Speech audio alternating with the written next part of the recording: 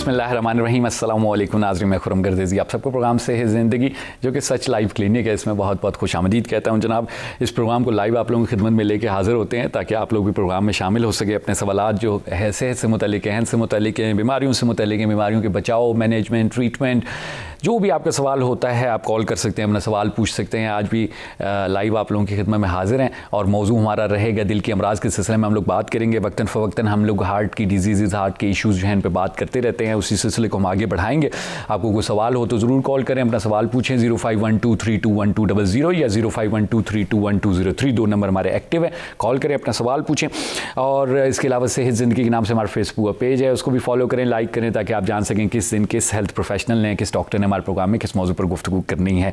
मंगल से जुमेरात 3 दिन सच न्यूज़ पे हम लोग लाइव 4 बजे आप लोगों की खिदमत में हाजिर होते हैं और मुख्तलिफ मौज़ूआत जो सेहत से जुड़े हुए हैं उन पर बात की जाती है, उन पर डिस्कशन की जाती है ताकि अपने मुल्क में, पाकिस्तान में हर कोने कोने तक हम लोग हेल्थ अवेयरनेस और हेल्थ एजुकेशन को बढ़ा सकें। लोगों को पता हो कि इस बीमारी की ये वजूहात हैं, लोगों को पता हो कि बीमारी की क्या अलामतें हैं ताकि जल्दी वो ट्रीटमेंट की तरफ जा सकें, सही डॉक्टर के पास ट्रीटमेंट की तरफ जा सके। ट्रीटमेंट के दौरान आइडिया हो कि भाई ये ट्रीटमेंट ठीक भी हो रहा है या नहीं हो रहा ठीक, तो ये थोड़ी बहुत इन्फॉर्मेशन होना बहुत ज़रूरी है क्योंकि सेहत है तो सब कुछ है, सेहत ख़राब हो इंसान की तो बहुत मसाइल हो जाते हैं। डॉक्टर खालिद रशीद हमारे साथ स्टूडियो में मौजूद हैं। डॉक्टर साहब जो हैं सीनियर कार्डिक सर्जन हैं, कार्डियोथोरेसिक सर्जन है, शिफा इंटरनेशनल हॉस्पिटल में डॉक्टर साहब अपनी खिदमत अंजाम दे रहे हैं और डॉक्टर साहब से हमने रिक्वेस्ट की कि वो आएँ, मज़ीद बात करें। डॉक्टर साहब पहले भी हमारे प्रोग्राम में तशरीफ़ ला चुके हैं और दिल की अमराज के ऊपर बात हो चुकी है हमारी। आज भी हम इस सिलसिले को आगे बढ़ाएंगे। चलते हैं डॉक्टर साहब के साथ गुफ्तगू का आगाज़ करते हैं। सलाम अर्ज़ करता हूँ डॉक्टर साहब, थैंक यू वेरी मच, आपने टाइम निकाला हमारे प्रोग्राम के लिए। डॉक्टर साहब हमने पहले भी बात की मुख्तलिफ जो है हार्ट की कंडीशंस की, जिसमें एक जो बड़ी अहम गुफ्तगू हमारी रही वो रही थी शरियानों की बीमारी, दिल से जो जुड़ी हुई शरियानों की बीमारी हैं, वो आपने पिछले प्रोग्राम में उस पर बात की। आज हम आगे भी बढ़ेंगे। थोड़ा सा हमारे नाज़रीन को अगर वो शरियानों की बीमारी का एक ओवरव्यू दे दें ताकि हम आगे भी बढ़ सकें। जी खुरम, हमने आपके साथ जो इससे पहले कुछ नशिस्तें हुई उसमें काफ़ी डिटेल में दिल की शरियानों का जिक्र किया था जी। जो ख़ुलासे के तौर पे मैं अगर अर्ज़ करूं कि एक तो ये कि ये ज़रूरी नहीं है कि किसी को हार्ट अटैक हो जाए तो तभी उसने इलाज के लिए आना है। ठीक है, ये खुशकिस्मत वो लोग हैं जिनको या तो बड़े शुरू में ही एंजाइना हुआ, दिल के छाती में दबाव, दर्द हुआ, जबड़े में गया या बाजू में आया, ख़ास तौर पे बाएं बाजू में जी, और उनकी तशख़ीस हो गई, पता चल गया, एंजियोग्राफी हो गई, पता चल गया। ठीक है, और न सिर्फ इस बीमारी का बल्कि दिल की शरियानों में जो तंगी है उसकी शिद्दत का भी पता चल गया। बिल्कुल सही। और उनको फिर उसके हिसाब से मशवरा दिया जाता है। अगर वो किसी एक आध शरियान में है तो जैसे आप जानते हैं कि वो फिर कार्डियोलॉजिस्ट उसको डील कर लेते हैं। ठीक है, और अगर वो ज़्यादा हर शरियान में मौजूद है और उनको उसको करना है अटेंड, तो फिर उसके लिए दिल के शरियानों के बाईपास का ऑपरेशन ठीक है ज़रूरी है, सर्जन के थ्रू होगा, सर्जन के थ्रू होता है। बिल्कुल सही। मैं इस सिलसिले में जो बातें पहले भी कह चुका और थोड़ा सा अपने सामीन और नाजरीन के लिए भी और उन मरीज़ों के लिए भी जो सुन रहे हैं ये उनको बताना चाहूँगा कि इसका इलाज जो बाईपास का जो सर्जन इलाज करता है वो छाती को सामने से खोलकर भी हो सकता है, ठीक है, और साइड से खोलकर भी हो सकता है। ठीक है, वो बाईपास के मदद से हो सकता है जिसमें दिल और फेफड़ों को कुछ देर के लिए रोका जाता है। अच्छा, उनको बाईपास पर डाला जाता है जिसके लिए एक मशीन है जिसको हार्ट लंग मशीन कहते हैं। ठीक है, जितनी देर के लिए आपने दिल को रोकना है, चूँकि शरियानें अल्लाह ताला ने दिल के ऊपर रखी हुई हैं, ठीक है, और आपने उनको बाईपास करना है, बिल्कुल सही, तो उतनी देर में वो दिल रुका रहता है, फेफड़े भी रुके रहते हैं और वो काम जो है वो मशीन करती है। ठीक है, आधा घंटा पौना घंटा जितना भी उसमें लगता है ऑपरेशन का टाइम, ताकि जिस दौरान में आपने दिल रोका है और फेफड़े रोके हैं, बाकी जिस्म का जो ब्लड सप्लाई है निज़ाम वो तो चलना है, बिल्कुल, चाहे वो ब्रेन है, किडनीज है। बिल्कुल सही। तो ये बाईपास के साथ भी किया जा सकता है। ठीक है, और ऐसी टेक्निक्स बहुत अरसे से चल रही हैं जिसके अंदर आप दिल को धड़कने देते हैं। ठीक है, बाईपास की मशीन नहीं इस्तेमाल करते। अच्छा, और अगर दिल धड़क रहा है तो एक ख़ास किस्म के आले से उस जगह को जहाँ शरियान हो उसको ज़रा सा स्टेबल कर लेते हैं, जिसको स्टेबलाइजर कहते हैं। अच्छा, ताकि वो हिले ना। ठीक है, और फिर आप काम कर लें उस शरियान पे। बिल्कुल। तो ये दो बातें ज़रूरी थी। बिल्कुल ठीक। और तीसरी बात ये कि सर्जन के तौर पे कोशिश करनी चाहिए हमें कि दिल की शरियानों का जो बाईपास है वो ज़्यादा शरियानों ही की मदद से किया जाए, ठीक है, ना कि वरीदों की मदद से, वेन्स की वजह, आर्टरीज को ज़्यादा इस्तेमाल किया जाए। अच्छा। क्योंकि आर्टरीज खून के ज़्यादा फशार में, ज़्यादा दबाव में, ठीक है, खून को लेके जाने की आदी हैं। अच्छा। तो इसलिए अगर आप आर्टरीज यूज़ करते हैं, जो अल्लाह ताला ने हमारी छाती के साइड पे दो बहुत ही बड़ी आर्टरीज दी हुई हैं, जिनको हम यूज़ करते हैं, जिसको इंटरनल मेमोरी या इंटरनल थोरेसिक आर्टरी कहते हैं। ठीक है। बाजू में जो नब्ज आप फील करते हैं, ये रेडियल आर्टरी है, इसको भी हम यूज़ कर सकते हैं दोनों बाजुओं की। इससे बाजू की या हाथ की कारकर्दगी में या उसकी ब्लड सप्लाई में कोई फर्क नहीं आएगा, अमूमन कोई फर्क नहीं आता। ज़बरदस्त। तो एक तो ये ज़रूरी है कि मरीज़ को और उसके लवाहिकीन को ये पता हो, ठीक है, कि मैं जिस जगह जा रहा हूँ ऑपरेशन कराने में, क्या वहाँ शरियानों के ज़्यादा इस्तेमाल की सलाहियत और अहलियत मौजूद है। अजब, वो कर रहे हैं। यानी इस लेवल तक आपको पता होनी चाहिए। मेरे ख्याल में जहाँ आप अपने कपड़ों को चूज़ करने के लिए, या आपने अपने टेलर को चूज़ करना है, या ख़वातीन ब्यूटी पार्लर को चूज़ करने में जो एहतियात करती हैं, बिल्कुल ऐसे, अगर अपनी सेहत के लिए और ख़ास तौर पे दिल के लिए अगर आपको उसके इलाज की ज़रूरत है, तो मेरे ख्याल में ये जिम्मेदारी है कि एक तो आप जानें कि आपको क्या प्रॉब्लम है, इसका इदराक होना चाहिए। बिल्कुल सही। और इसके अलावा फिर आप ये देखें कि आप जिस जगह जा रहे हैं वहाँ इस चीज़ की अहलियत मौजूद है कि ये ज़्यादा शरियानें इस्तेमाल होंगी, और क्या वहाँ बाईपास के साथ भी, बाईपास के बगैर भी ये ऑपरेशन हो सकता है। बिल्कुल सही। बहुत डॉक्टर साहब, बड़ा ज़बरदस्त आपने पॉइंट रेज किया। गुफ्तगू हम बढ़ाएंगे, हमारे पास कॉलर हैं, कॉल ले लेते हैं। प्रोग्राम में खुशामदीद कहते हैं। कौन बात करें? हसन बात कर रहा हूँ कराची से। जी फरमाइए, क्या पूछना चाहेंगे डॉक्टर साहब से? डॉक्टर साहब आपकी बात सुन रहे हैं। जी डॉक्टर साहब से मैं ये पूछना चाह रहा हूँ, हमारा वाइफ है, उसका दिल की शरानों में चर्बी है, दिल की शरानों में चर्बी जा रहा है, दिल की शरानों में। अच्छा, ठीक है, तो उनके इलाज के लिए मैं क्या करूँ? हमारे पास इतना वसाइल नहीं है कि मैं प्राइवेट अस्पताल में इलाज कर लूँ उसका। आपने अभी तक क्या करवाया, क्या ट्रीटमेंट अभी तक करवाया है? इधर डॉक्टर दादो जान नाम है, उनके पास लेके गया, उनका हमने चेक किया था, उसका दिल के शरानों में चर्बी है, ये मालूम। ठीक, कुछ पूछना चाहेंगे डॉक्टर साहब? जी, जो बात खुर्रम साहब ने आपसे की, देखिए सबसे पहले तो मैं आपसे ये पूछूंगा, आपको किसने बताया कि दिल के शरियानों में चर्बी है? हमारी शरियानों में थोड़ी बहुत। डॉक्टर दादोजान है, डॉक्टर दादोजान जो अंकल सरिया अस्पताल। जी, तो क्या उन्होंने इनकी एंजियोग्राफी की? एंजियोग्राफी नहीं किया, वो क्या बोलते हैं जो दिल को मालूम करते हैं वो।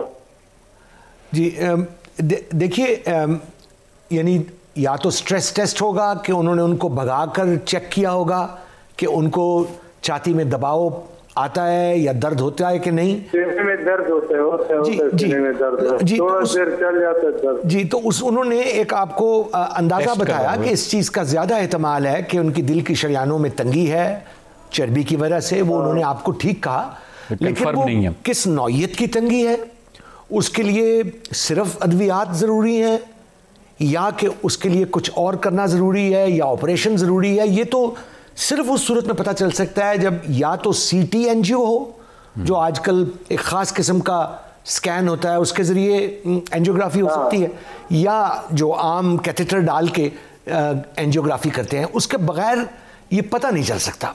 उस वक्त तो आप यही एहतियात कीजिए कि अगर चर्बी शरियानों में ज़्यादा है, अपने कोलेस्ट्रॉल का चेक कीजिए कि वो कितना है, आपको पता होना चाहिए, और अगर वो ज़्यादा है तो माजरत चाहता हूँ, कोलेस्ट्रॉल में इसका चेक किया था जी 200। डॉक्टर साहब इस पे माजरत के साथ डॉक्टर साहब इस पे बात करेंगे। हमने यहाँ पर छोटी सी वक्फा लेना है। डॉक्टर साहब को आपका प्रॉब्लम समझ आ गया, इस पर हम डिस्कशन करेंगे। छोटा सा डॉक्टर साहब हमने वक्फा लेना है, वक्फा ले लेते हैं, गुफ्तगू आगे बढ़ाएंगे। जी नाज़रीन, हम लोग बात करें दिल की मुख्तलिफ अमराज के सिलसिले में, शरियानों की बीमारी के सिलसिले में गुफ्तगू आगे बढ़ाएंगे। छोटा सा वक्फा लेते हैं, फिर आपकी खिदमत में हाजिर होंगे।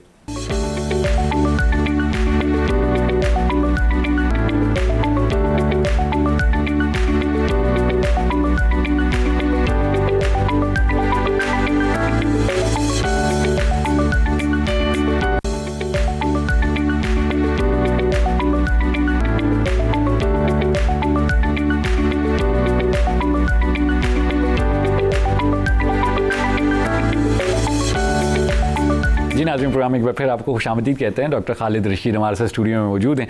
डॉक्टर साहब जो हैं कार्डियोथोरैसिक सर्जन है, शिफा इंटरनेशनल हॉस्पिटल में डॉक्टर साहब अपनी खिदमत अंजाम दे रहे हैं। डॉक्टर साहब से बड़ी अहम हमारी गुफ्तगू हमेशा रहती है जब भी डॉक्टर साहब के साथ हमारा प्रोग्राम होता है जिसमें दिल के अमराज के सिलसिले में डॉक्टर साहब बात करते हैं। आज भी जो है डॉक्टर साहब ने जो शरियानों की बीमारियाँ हैं उस सिलसिले में बात को शुरू किया। कुछ एक दो सवालात डॉक्टर साहब मेरे जहन में आए थे, अगर आपसे वो हम पूछते हैं। जो आपने एक प्रोग्राम के शुरू में बड़ी इंटरेस्टिंग बात की कि ज़रूरी नहीं है कि आपको हार्ट अटैक हो या पेन हो तब आप इलाज दिल का शुरू करवाएं, और वो भी उसमें भी आपने कहा कि बड़े खुशकिस्मत लोग होते हैं जिनको पेन हो जाता है तो पता चल जाता है कुछ का। तो ये मेरे जहन में भी यही चीज़ थी कि जब तक हमारे यहाँ 100% दिल के अमराज का यही कॉन्सेप्ट है कि हार्ट अटैक हुआ फिर हम कार्डियोलॉजिस्ट के पास या कार्डिक सर्जन के पास, उसके अलावा ठीक है हाँ ब्लड प्रेशर के लिए हम दवाइयाँ खाते रहते, लेकिन कभी ये नहीं हुआ कि हम दिल के चेकअप के लिए कभी गए हों, या जैसे हम लोग कभी कभार साल में या 2 साल में एक बार कोई ब्लड सीपी या सीबी करवा लेते हैं कि जी मसलन दिल देख लें बॉडी में, दिल की कभी कोई वो नहीं की जाती। तो ये क्या मसलन जी मेरे ख्याल में यहाँ फिर मैं समझता हूँ कि जानकारी की कमी है। अच्छा। और ये किसी चीज़ का इदराक ना होने की वजह से। अच्छा। अगर मैंने आपको बताया कि अगर आप बाकी तमाम चीज़ों में एहतियात बरतते हैं तो अगर आपको ये महसूस हुआ कि ये दिल की प्रॉब्लम है और आपको किसी डॉक्टर ने बताया कि ये एंजाइना हो सकता है, क्या हो सकता है, तो मेरे ख्याल में तो आप बहुत सीरियस होकर किसी अच्छे हॉस्पिटल में किसी अच्छे प्रोफेशनल डॉक्टर के पास जाएं, ठीक है, ताकि वो देखे कि आपके सिम्टम्स क्या हैं, इमीडिएटली आपको कुछ अद्वियात शुरू करे। अगर उसी से सारे सिम्टम्स कंट्रोल हो जाएं तो ज़रूरी नहीं कि हर मरीज़ जिसकी छाती पर बोझ या दर्द हो उसको एंजियोग्राफी की ज़रूरत है। पहले उसका इलाज सिर्फ अगर फर्स्ट करो वज़न ज़्यादा है, वज़न का कंट्रोल है, ब्लड प्रेशर ज़्यादा है, उसका कंट्रोल है, अगर उन चीज़ों से आपके वो सिम्टम्स ख़त्म हो जाते हैं तो फिर ज़रूरी नहीं कि उसको एंजियोग्राफी की ज़रूरत हो। लेकिन अगर आप समझ रहे हैं कि ऐसा है और आपको ज़ियाबीतिस भी है तो ज़ियाबीतिस में साइलेंट हार्ट अटैक्स होते हैं। अच्छा। तो इसलिए आपको और ज़्यादा एहतियात करनी है, केयरफुल होना है कि मुझे इस चीज़ का पता चल गया है, अब मुझे ये जानना है कि मुझे ये किस नौयत की और किस शिद्दत की, ठीक है, क्या सही है। इसका मतलब अगर अर्ली डिटेक्शन हो जाए फौरी तौर पे आप चेक करवा लें तो दवाइयों से भी काम। एक तो ये बात जी, दूसरा ये कि आप बिल्कुल दुरुस्त कह रहे हैं, दवाइयों से इस्तेमाल, खाने पीने में एहतियात, एक्सरसाइज, वेट रिडक्शन, इन सारों से उस डिजीज़ की जो प्रोग्रेस है उसका जो ज़्यादा होना वो कम हो सकता है। ठीक है। दूसरा ये कि अगर फ़र्ज़ कीजिए कि जब आपको पता चला है और तभी उसकी एंजियोग्राफी की ज़रूरत पड़ गई और उसकी शिद्दत इतनी ज़्यादा है कि आपको आपका जो डॉक्टर है वो कहता है कि जनाब आप हार्ट अटैक के ख़तरे पे हैं, ठीक है, तो फिर उसमें सोचने की बात नहीं है, फिर उसका इलाज करवाइए। और वो जब आपका दिल अच्छा है पट्ठा, ठीक है, वो डैमेज नहीं है, ठीक है, तो फिर उसमें ऑपरेशन का या किसी भी इलाज का, चाहे वो स्टेंट हो, उसका रिस्क कम होगा। हाँ, ठीक है, और कामयाबी के चांसेस ज़्यादा होंगे, ठीक है, और आप आराम से इलेक्टिवली उसको करवा सकेंगे।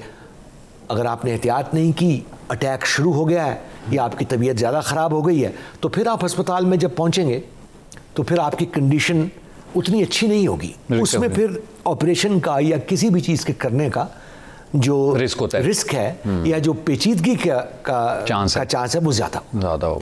और तो आई थिंक इस बात में अगर इस खुलासे को इस तरह ख़त्म करें कि एक तो जानकारी ज़रूरी है और ये पता चलना चाहिए कि ये कहाँ होता है, वहाँ अहलियत है कि नहीं, चूँकि अमूमन अब मरीज़ हाई रिस्क के आ रहे हैं, जो कम रिस्क के पेशेंट्स हैं वो या तो दवाइयों पर या कार्डियोलॉजिस्ट उनको स्टेंट कर देते हैं, ठीक है। तो जब वो सर्जन के पास आते हैं दिल की शरियानों की बीमारी के लिए और उसके इलाज के लिए, तो अमूमन वो अब उतना अच्छा दिल नहीं रहा होता पट्ठा, और जो उनको और प्रॉब्लम्स हैं लाइक शुगर है, हाई ब्लड प्रेशर, उनका गुर्दों का फंक्शन इतना अच्छा नहीं है, ब्लड प्रेशर बहुत ज़्यादा है, तो वो उनका रिस्क ज़रा ज़्यादा हो जाता है। तो मरीज़ को ये भी एहतियात करनी चाहिए कि अब चूँकि अमूमन हाई रिस्क पेशेंट्स के ये ऑपरेशन हो रहे हैं ज़्यादातर, ठीक है, तो फिर वो किसी ऐसे इदारे में जाए जहाँ इन पेचीदगियों को अटेंड करने वाले लोग मौजूद हों। हाँ, अगर एक बाईपास हुआ है और किडनी का कोई इशू हो गया है तो फौरी तौर पे कोई ना कोई या कोई ब्रेन का इशू हो, तो वो सारे एक्सपर्ट्स एक ही छत के नीचे अगर मौजूद हो तो कामयाबी के चांसेस ज़्यादा हैं। बड़ी बहुत डॉक्टर साहब, ये आपने जैसे ये भी बात की आपने कि जी आर्टरीज बेस्ड ट्रीटमेंट जो है वो ज़्यादा सक्सेसफुल है, वीन बेस्ड जो है वो। अब ये चीज़ें पेशेंट का राइट भी है, वो पूछे भी सही, डिस्कस भी करे, और जैसे आपने कहा कि वो टेक्निकलिटीज़ और जो एक्सपर्टीज़ हैं वो मौजूद होनी चाहिए उस सेटअप में, तब ही ज़ाहिर बात है। यही डॉक्टर साहब बड़ी इंपॉर्टेंट चीज़ें हैं। इसी वजह से हम लोग देखते हैं कि मतलब हम देखते हैं कि जी फॉर एग्जांपल न्यूरो सर्जरी में हम लोग देखते हैं कि जी बहुत ज़्यादा डेथ्स हो रही हैं। कोई भी पेशेंट जो न्यूरो सर्जरी, अब उसमें आपने देखना है कि आप किस सेटअप में लेके गए हैं और किस सेटअप में लेके गए और किस लेवल पर लेके गए हैं। अगर आपने इतना डिले कर दिया है, हाँ जी बिल्कुल, रोड ट्रैफिक एक्सीडेंट के बाद या किसी इंजरी के बाद, तो फिर जाहिर है कि उसके नताइज वैसे तो नहीं होंगे जैसे आप चाह रहे हैं या जो एक्सपेक्टेड है। बिल्कुल सही, ठीक हो गया डॉक्टर। डॉक्टर मजीद क्या आज हम बात करेंगे? वाल्व्स की बीमारी के बारे में जो मैंने कहा था कि इसमें तो कोई शक नहीं कि दिल की शरियानों का जो ऑपरेशन है वो सबसे ज़्यादा परफॉर्म किया जाने वाला ऑपरेशन है दुनिया भर में, कॉमन जो है। लेकिन उसके बाद जो कंपैरेटिवली थोड़ा सा कम कॉमन ऑपरेशन है वो वाल्व का ऑपरेशन है। ठीक है, सबसे पहले तो ये जानना जरूरी है कि ये वाल्व का ऑपरेशन क्यों करना है। ठीक है, तो उसके लिए ये है कि अल्लाह ताला ने दिल का निज़ाम ऐसा बनाया है कि इसमें जो खून का बहाव है, ठीक है, वो एक लूप के जरिए, वन वे लूप के जरिए चल रहा है। ठीक है, एक सर्कल में चल रहा है, सर्कल में चल रहा है। ठीक है, और उसको सर्कल में चलने के लिए अल्लाह ताला ने उसमें 4 वाल्व्स रख दिए हैं, सिग्नल टाइप की चीज़ है, जो अब वो खून को एक तरफ तो जाने देते हैं, जब वो दूसरी तरफ जाने की कोशिश करता है वापस, अच्छा, तो वो बंद हो जाते हैं। ठीक हो गया, सही, ताकि खून एक ही तरफ जाता रहे। ठीक है, उससे दिल की कारकर्दगी बेहतर रहे। ठीक है, उसकी एनर्जी का इस्तेमाल बेहतर रहे। ठीक है। अगर किसी वजह से ये दिल के वाल्व का खुलना या बंद होना मुतासिर हो जाए, बिल्कुल सही, ना अगर वो अच्छी तरह नहीं खुल रहा या वो बहुत ज़्यादा खुल रहा है, ठीक है, तो फिर अब ये होगा कि अगर एक तरफ खून ने जाना है तो वहां से ज़्यादा खून जा नहीं पा रहा जितना जाना चाहिए, बिल्कुल सही, और अगर वो ज़्यादा खुल गया है, ठीक है, तो आधा खून उधर जा रहा है और आधा वापस फेफड़ों की तरफ या क्या ज़ाया हो रहा है, यानी वो लूप खराब हो गया, वो सर्कल खराब हो गया। ठीक है, उस लूप के खराब होने की वजह से दिल पर उसका इफेक्ट पड़ता है, क्योंकि दिल को दोहरा काम करना पड़ता है, और वो दोहरे काम करने के बावजूद भी खून कभी प्रॉपर हर जगह नहीं पहुंच सकता, और ऑक्सीजन की फराहमी इफेक्ट होती है। बिल्कुल ठीक। इस वजह से फिर उस वाल्व को या तो मुरम्मत करनी पड़ती है, ठीक है, और या उसको तब्दील करना पड़ता है। अच्छा, अब वाल्व की बीमारी जो है वो कभी तो पैदाइश से अल्लाह ताला ने आपकी वाल्व की साख्त में कोई नुक्स रख दिया, बिल्कुल सही, ठीक है, अमूमन तो वो उसी वक्त नहीं पता चलता, कुछ सालों के बाद दिल को अल्लाह ताला ने एक स्ट्रक्चर ही ऐसा बनाया कि वो खूब लड़ता है, मजबूत है, और लेकिन वो एक वक्त ऐसा आता है कि वो फिर एनलार्ज हो जाता है और थकना शुरू कर देता है, थक जाता है। तो यानी वाल्व के पेशेंट्स में हो सकता है कि कोई अलामत ना हो, अच्छा, और किसी वक्त किसी कार्डियोलॉजिस्ट ने या किसी और फिजिशियन ने पेशेंट को एग्जामिन किया तो एक मरमर आवाज आ रही है, धड़कन थोड़ी सी है, धड़कन थोड़ी फर्क है, ठीक है, धड़कन बेकायदा भी हो सकती है, बिल्कुल सही, तो वो पता चल जाए। अगर वो पता चल जाए तो उसके बाद आसान तशखीस है इको से, इसमें कोई एंजियोग्राफी वगैरह की जरूरत नहीं पड़ती, पता चल जाता है, और ये पता चल जाता है कि आपका वाल्व कितना तंग है। और सही। डॉक्टर साहब, कॉलर इन कॉल लेते हैं प्रोग्राम में, खुशामदीद कहते हैं, कौन बात कर रहे हैं? मैं हसन खान बात कर रहा हूँ, पहले भी हमसे बात हुआ। जी जी, अच्छा, आपकी जो ब्रेक से पहले कॉल हुई थी। अच्छा, डॉक्टर साहब ने बताया कि जैसे डॉक्टर साहब ने कहा कि देखें, कंफर्म करने के लिए ट्रीटमेंट को आपको कुछ टेस्ट करवाने पड़ेंगे, और वो कार्डियोलॉजिस्ट या कार्डिक सर्जन ही आपको बेहतर तरीके से बताएगा, क्योंकि अभी जिस डॉक्टर ने आपको बताया होगा वो एक बहरहाल जर्नलाइज वे पे उसने बता दिया है कि शायद ये प्रॉब्लम हो सकता है। तो आप जब तक टेस्ट नहीं करवाएंगे तो वो हमने टेस्ट करवाया, उसका इको किया था। अच्छा, इको किया था, जी डॉक्टर प्लीज। इको मैंने किया था जी। देखिए इको में भी दिल की शरियानों में चर्बी नहीं नजर आती, अमूमन नहीं नजर आती। वो आपके दिल का पट्टा कैसा धड़क रहा है, क्या उसको कोई डैमेज या हार्ट अटैक हो चुका है, ये जरूर नजर आता है, लेकिन दिल की शरियानों में दर्द आ जाता है। डॉक्टर साहब, माजरत चाहता हूँ, आपकी बात काट रहा हूँ, सीने में दर्द आता है, थोड़ा वो चल जाता है, और वजन भी ज्यादा है थोड़ा। जी, तो ये कई प्रॉब्लम्स हो गई ना सर।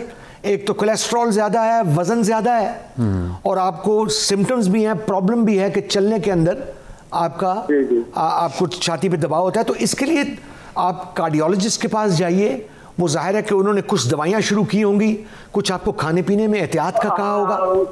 कार्डियोलॉजिस्ट के पास गया था, दादो जान नाम है इनका, जो जना अस्पताल का है, जी। उसके पास अब गया था, उसने लो ब्लड प्लस लिखा था, वेस्टार्ट 5 लिखा था और सही। मोनस लिखा था। तो जी जी तो ये सारी चीजें जो हैं ये खून को पतला कर रही हैं जी, ये जो लो क्लॉट वगैरह सब कुछ, तो वो उन्होंने आपको कोशिश की है कि हार्ट अटैक से बचाएं, लेकिन अब इसका जो अगला कदम है वो ये है कि पता किया जाए कि वो चर्बी किस नौयत की है, वो तंगी कितनी ज़्यादा है, कहाँ पर है, कहाँ है, और उसमें देखा जाए कि उसको किसी ऑपरेशन की ज़रूरत है या इंशाल्लाह अल्लाह से माजरत चाहता हूँ थोड़ा, ये हम जनरल अस्पताल में जाए तो आप बिल्कुल ऐसे रहते कि हम लोगों को अंदर जाने नहीं देता, और प्राइवेट अस्पताल में अगर जाए तो वो लाखों के पैसे मांगता है।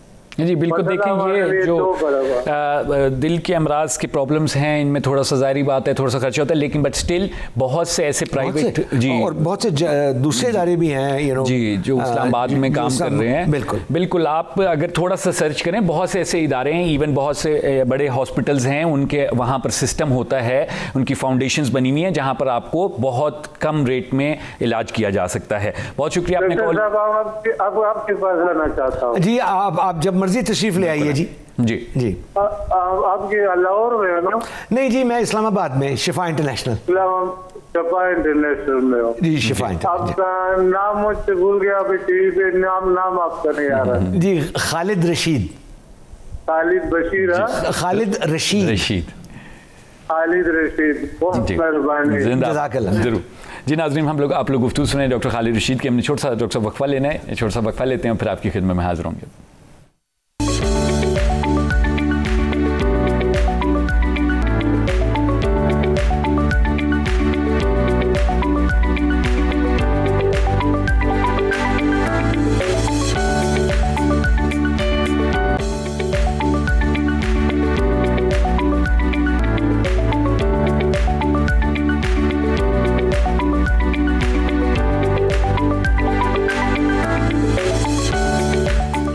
जी नाज़रीन, प्रोग्राम में एक बार फिर आपको खुशामदीद कहते हैं। डॉक्टर खालिद रशीद हमारे साथ स्टूडियो में मौजूद हैं। डॉक्टर साहब जो है वो कार्डियोथोरैसिक सर्जन है, शिफा इंटरनेशनल हॉस्पिटल। डॉक्टर साहब अपनी खिदमत अंजाम दे रहे हैं। डॉक्टर साहब से हमारी आज तफसीली गुफ्तगू रही है दिल के अमराज के सिलसिले में। डॉक्टर साहब वाल्व्स की बीमारियों के बारे में बात कर रहे थे, समझाया भी सही डॉक्टर साहब ने क्या होता है वाल्व और क्या बीमारी है उसकी, उसी को हम आगे बढ़ाएंगे। डॉक्टर साहब प्लीज़।